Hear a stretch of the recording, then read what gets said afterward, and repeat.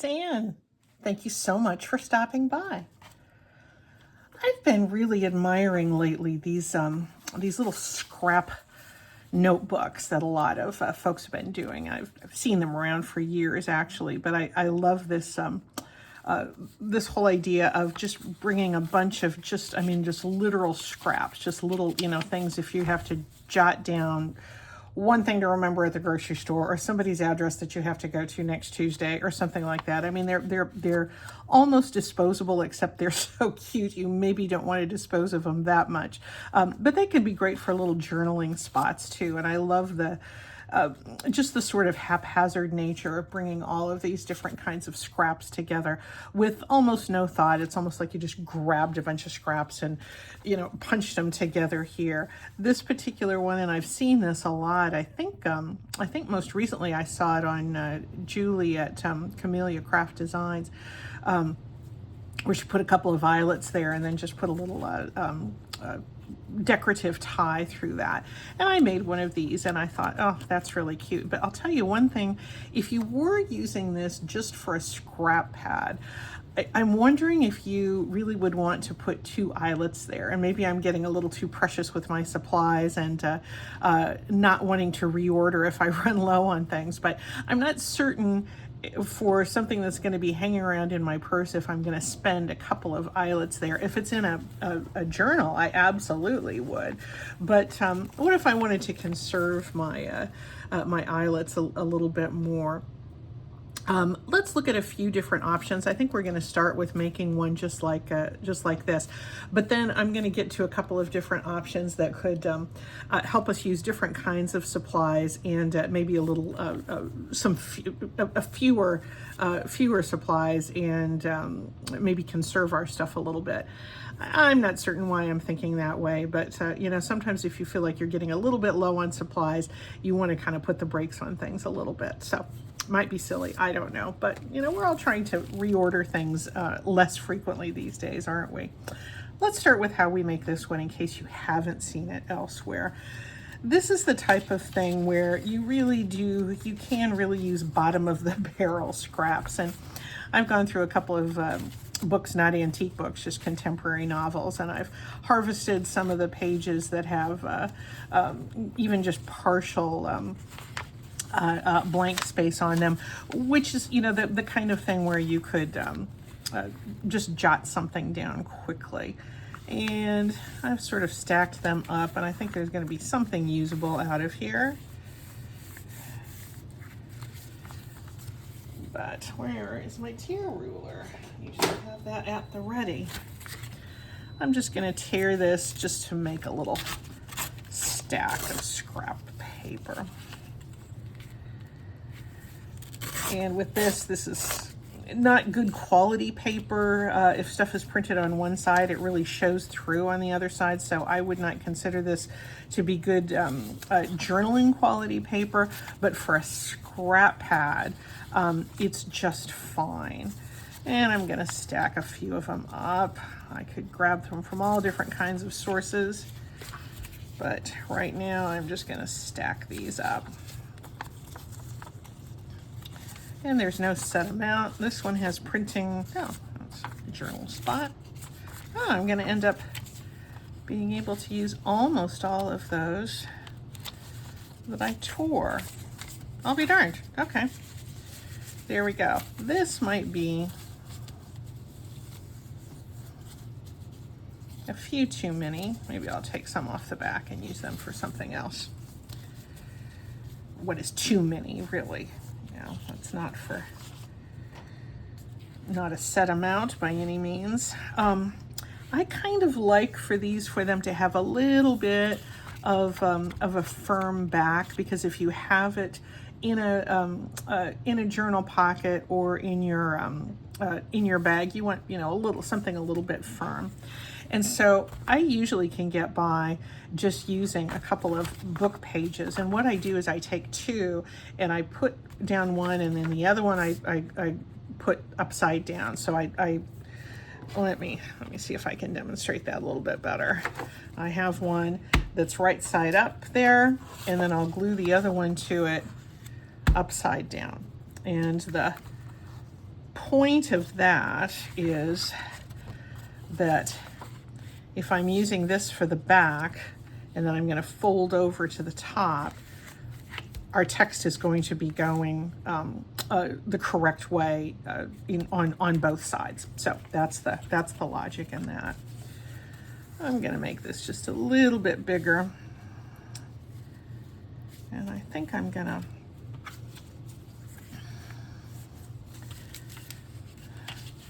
just going to tear here. I could tear the margin off here and center this in the text, but again, this is something that is not,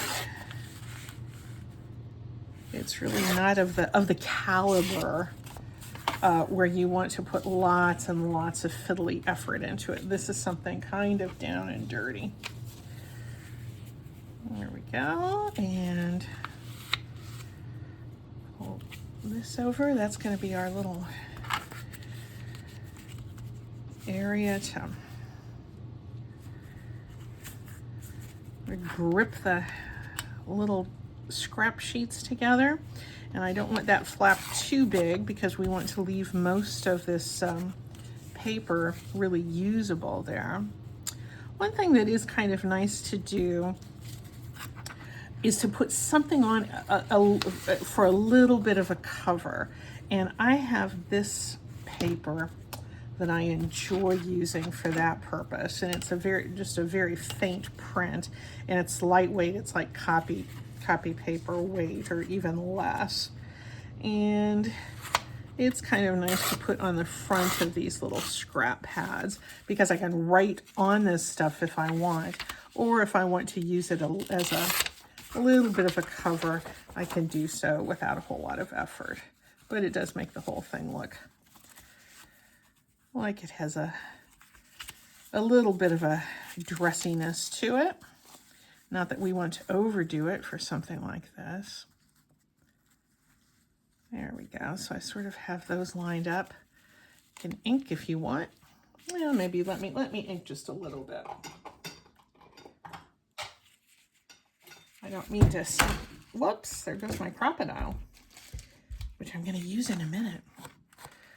I don't want to sound like I'm minimizing the worth of this by encouraging you to put very little effort into it, but again, we do think about how we use these things. If it's something that's going into a journal, yeah, I would decorate this. I would have a lot of fun with that.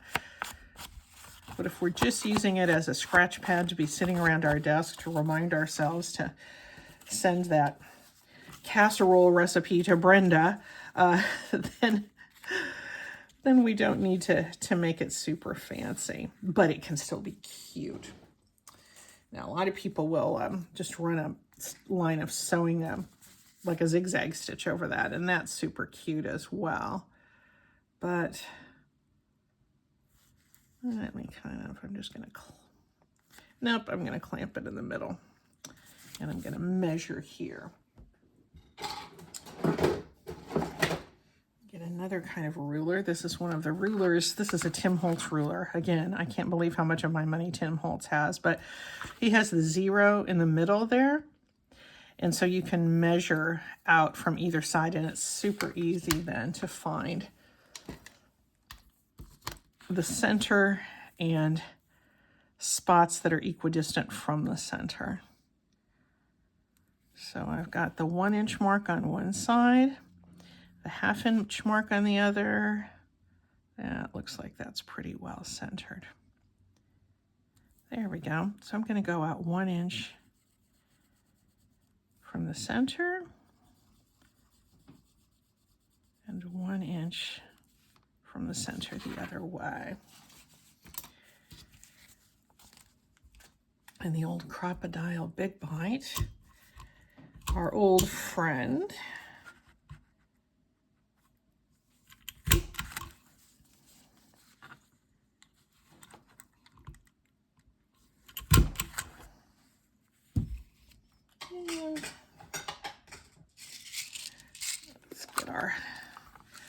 our eyelets out. I have plenty. I mean, I'm not in need of having to reorder them. And I do lots and lots of tags and other projects that I don't use the eyelets in every single tag, but I am seeing I'm getting a little bit low. But I'm going to enjoy using this one, and then we'll look at some alternatives.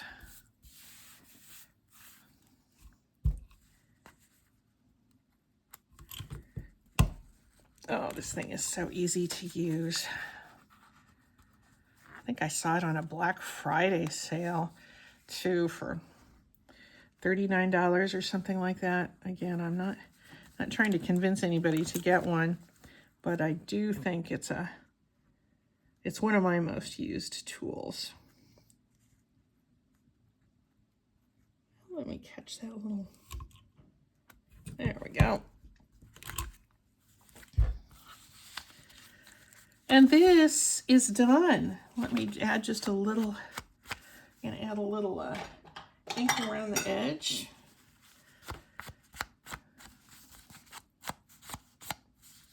And what a nice use this is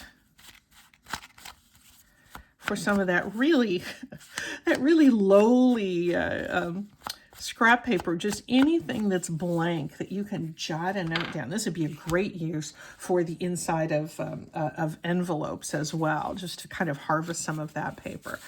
And this is thin, poor quality paper. It's got printing on the other side, but that's okay. You know, this is a great thing to, you know, just kind of write a few little reminders. Make your Christmas list, your to-do list of things that you need to do. It's kind of that that quality. If you have any kind of little bit of something sitting around, if you want to dress it up, that can be cute.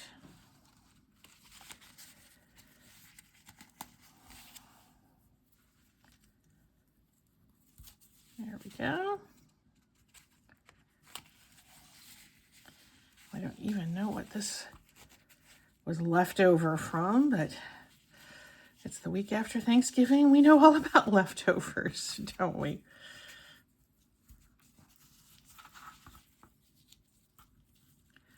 Not quite enough here to tie a bow, but I can tie a cute little knot there. There we go. So that can tuck into a journal pocket, or we can throw it into our bag and have reminders of things that we need to do. Or you're going somewhere and somebody mentions, oh, I read this book or I saw this movie. I want to remember that. Let me grab a pencil and write it here. Yes, I know these are the kinds of things we also can put into our phones. We can and we do, and we will continue to do so. But isn't it kind of fun sometimes to have something cute to pull out for a little reminder and to have it actually written down old school? I like doing it both ways, and I don't think I'm ever going to completely give up pencil and paper. So what if we wanted to spend one less eyelet? What if we wanted to get a little more careful about how we go through our hardware? What if we used, I always have so many circles sitting around. What if we use some sort of circle or other interesting shape to use as our grip across our little clump of papers, and just put one eyelet through that? It has the same function as this one. It's a little bit smaller, but it just uses one. So we would go through our eyelets at half the rate. Wow, that's some complex math there, isn't it? Way to go, Anne. So here's just a few little strips that I had in my scrap bin. I'm going to pull a couple of those together and use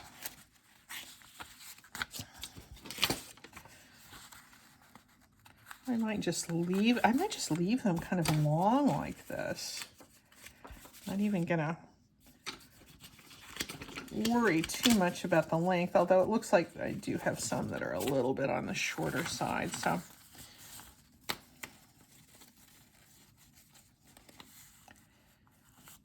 and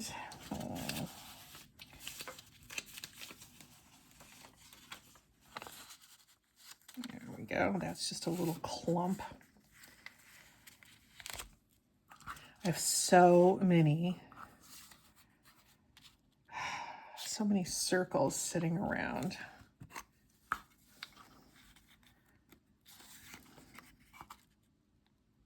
You know, I think I'm going to go colorful. I have lots of use for these book page mixed media ones, but I got a magazine, a decorator's magazine, a few years ago that had all of these sort of interesting patterns of different kinds of rugs and upholstery prints. I just don't, I punched out a bunch of circles and I just don't use them for anything. So that's going to change today.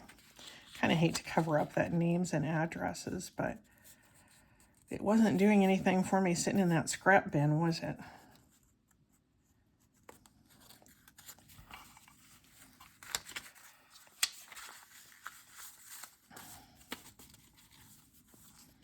This is almost so simplistic. I feel a little bit funny even sharing it with you because you can easily figure out how to do this stuff, but it's what was sitting on my desk. And maybe you're just crafting along with me. If you are, let me know. I'd love to know what you're working on, what you're doing as you watch some of these videos. I know there's a lot of crafters I just love to just put on and on the iPad in the craft room and just craft along with them. Some of our favorite YouTubers just become like dear friends with us in the craft room, don't they? There we go. Things don't have to be even. And I think I'm going to eyeball my middle right around here.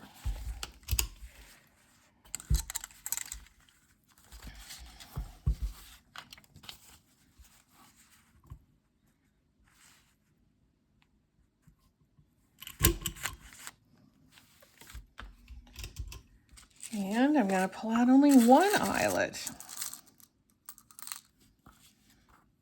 I mix my gold and bronze and coppery ones all together there, and I tend to just use whatever happens to come out.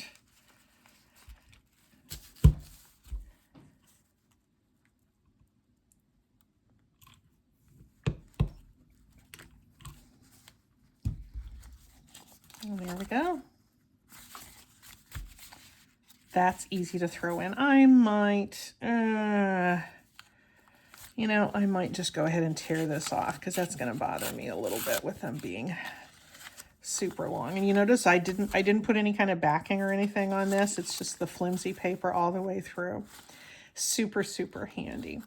What if we didn't want to use eyelets at all? Well, do we have brads around? Let's look and see. Why, yes, as a matter of fact, I do have some brads. These are kind of awful brads. They're big and brassy. They're kind of the Ethel Merman of the office supply world. They're big and brassy and bold. Sometimes I will go over these with an alcohol marker just to give it a different kind of sheen, and you've seen me do that before. These I think might have to go into the collage basket. Those are almost too small to work on, but let me grab a couple of other scraps and we'll see how we can use the brads. Here's some more partially blank paper. Oh, do you hear that jingle? Hello, Macaroni. We're taking care of our daughter's cat while she's out of town for the holiday. And it's been a while since we've had a cat around the house. We are a cat people, but we lost our last cat about 1.5 years ago. And just, you know, we're just thinking maybe we're at the stage of life where, you know, we don't want to commit to a long-lived furry animal, but I'll tell you, it sure is nice to have a cat around for a couple of days. We're enjoying that a lot. Here's my little stack. What shall I put on the front of it? I have a bunch of these little circles. I don't want to, yeah, might as well just use that. It's not very flashy. You know what would be flashy? There we go. Since we're going big and bold and brassy and Ethel Mermany, we might as well use some of these. All I'm doing here is I'm using my pokey tool, my awl, AWL, and I'm going through all of them, all ALL of them with my awl, AWL. And I'm just going to go in here with a brad. Again, you really don't need a YouTube tutorial to do this, so I don't mean to be making things so simplistic, but you know, it's just an idea for some way that you can use some of those little scraps, those like really bottom of the barrel paper pieces that were truly destined for the bin, but they have some utility. We can still use them. I think I'm gonna dress this up just with a little bit of ink and give it a little bit of that vintagey vibe. And I'm not going to pull them out individually to do it. I'm just going to go over the whole stack at once. And if we're worried about those big brassy brad legs getting stuck on something, we can cover, you know, let's just cover them up with another strip of paper. Maybe that thing that I threw into the collage basket.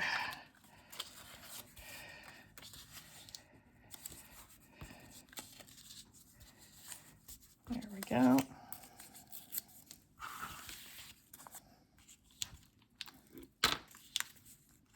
So these are all things that can go very sweetly and very usefully into a junk journal pocket, or they can go right in your bag, right on your desktop for remembering things that you need to do when you're out or when you're home.